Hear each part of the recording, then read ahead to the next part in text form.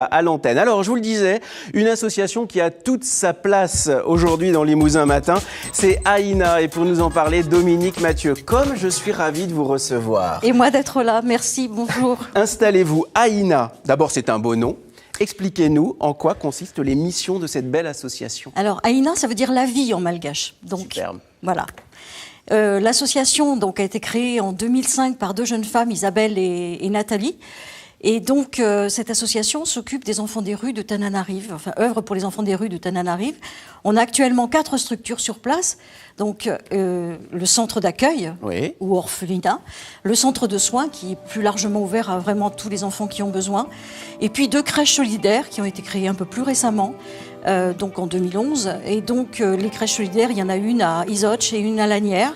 La crèche de Lanière, c'est celle avec qui nous allons très bientôt, je suis très contente, on a appris la nouvelle récemment, donc faire l'électrification avec électriciens. Électriciens sans frontières, on a reçu il n'y a pas très longtemps. Voilà. On avait parlé de vous d'ailleurs, parce qu'on était très heureux de cette collaboration entre Électriciens sans frontières et Aïna. Vous avez regardé l'émission? Oui, absolument, sympa, je vous suis. Alors ici en Limousin, Madagascar, ça nous fait rêver, c'est presque une destination de vacances, mais vous confirmez que pour bon nombre d'enfants, Madagascar n'a rien du tout à voir avec les vacances. Il y a là-bas une pauvreté absolue. Oui, il y a 5000 enfants dans les rues. Il y a 5000 enfants dans les rues de Tananarive. Donc, bon, un taux de mortalité important. Et puis bon, avec tout ce qui se lie à la misère, c'est-à-dire la drogue, la prostitution, enfin voilà. C'est horrible. Vous vous occupez d'enfants qui ont quel âge? À la naissance jusqu'à 21 ans, parce que la majorité là-bas est à 21 ans. Donc on a 49 enfants actuellement au centre d'accueil.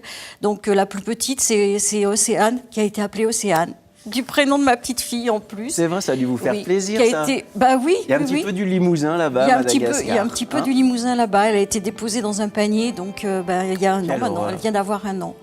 Et donc voilà. Et puis le plus âgé a 18 ans. Donc, et c'est pour ça que le projet en cours actuellement, c'est une maison des adolescents.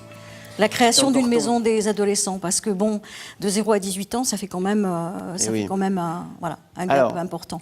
Sur place, vous avez de jolis relais, des relais de charme et de choc, mais des relais surtout efficaces. Oui. C'est le cas de Aline Herbreteau, qui est éducatrice spécialisée. Bonjour Aline.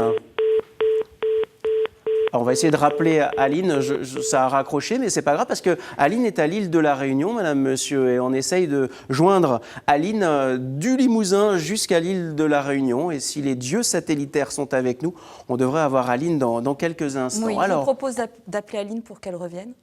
Oui, oh, très bon. Alors là, moi je dis, après ça, plus rien de grave peut arriver. Ah bah non. Ah, moi je dis bravo. Je dis vraiment bravo. Alors, on va voir Aline tout à l'heure, mais vous avez un parrain incroyable. Un parrain qui a accepté de soutenir Aïna avec beaucoup de générosité. C'est Laurent Voulzy. Ça doit vous faire plaisir, ça? Ah oui, il a un cœur énorme. Il nous a ouvert des possibilités en matière de communication très importantes, puisque il a parlé de nous quand il a été reçu chez Michel Drucker en 2012. Donc en avril 2012, il a commencé à parler de nous, un petit peu avant, mais beaucoup plus sur l'île et puis sur l'île de la Réunion. C'est quelqu'un de généreux. Hein. Voilà. On va écouter son témoignage tout à l'heure. Ah, mais puisque on a retrouvé la liaison avec l'île de la Réunion et Aline, on va tout de suite discuter avec Aline. Bonjour Aline. Oui, bonjour. Merci beaucoup d'avoir pris un petit peu de votre temps pour intervenir dans Limousin Matin. Je suis avec Dominique Mathieu, que vous connaissez bien. Bonjour Aline. Vous intervenez pour l'association Aïna. Expliquez-nous la situation des enfants que vous croisez sur l'île de Madagascar.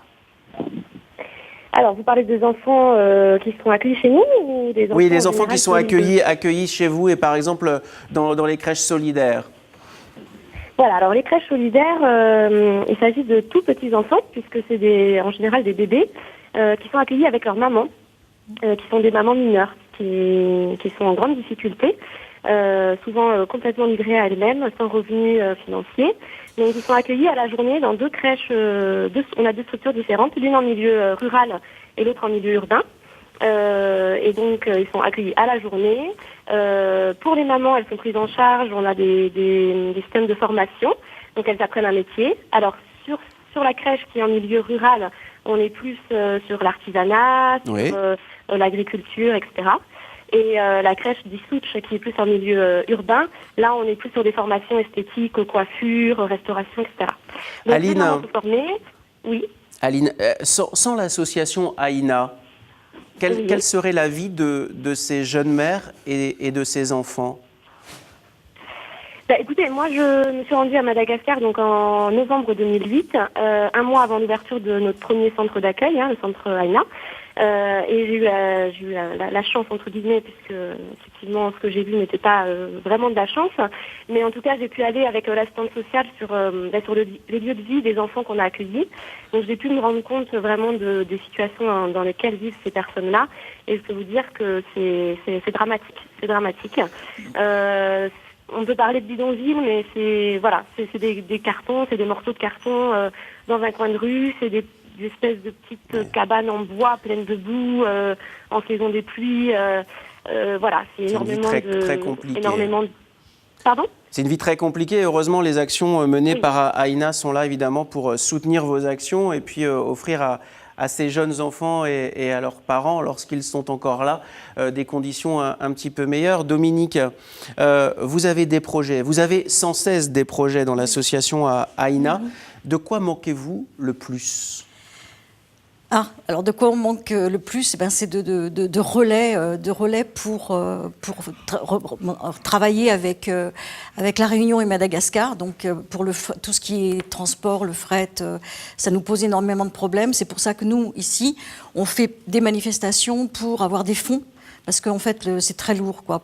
D'où l'importance d'avoir un parrain de renom. Vous voulez qu'on l'écoute, Laurent Voulzy ? Ah oui, bien sûr. Écoutez le témoignage de Laurent Voulzy, vous allez voir, comme c'est un homme de grand cœur.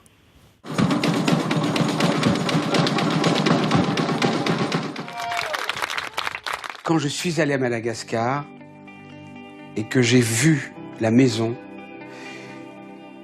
j'ai été extrêmement impressionné, ému, complètement bluffé par l'énergie qu'elles ont dû mettre pour arriver à solliciter autour d'elles de l'aide. Ça demande beaucoup d'énergie, quoi. Pour arriver à un résultat, pour bâtir une maison, pour recueillir les enfants et pour ensuite leur donner à vivre. Elles m'ont dit, viens voir d'où ils viennent. On est parti dans un endroit qui s'appelle le 70 hectares. C'est un immense bidonville, très extraordinairement terrible. Terrible. Et c'était extrêmement bouleversant. C'est un moment de ma vie qui m'a définitivement marqué, quoi. Aline, vous venez d'entendre comme nous le témoignage de Laurent Voulzy et ça rejoint exactement votre témoignage, c'est-à-dire le côté bouleversant, le côté très choquant de la vie des personnes qui vivent à Madagascar. Est-ce que, avec les associations qui interviennent là-bas, vous sentez des progrès, des améliorations ?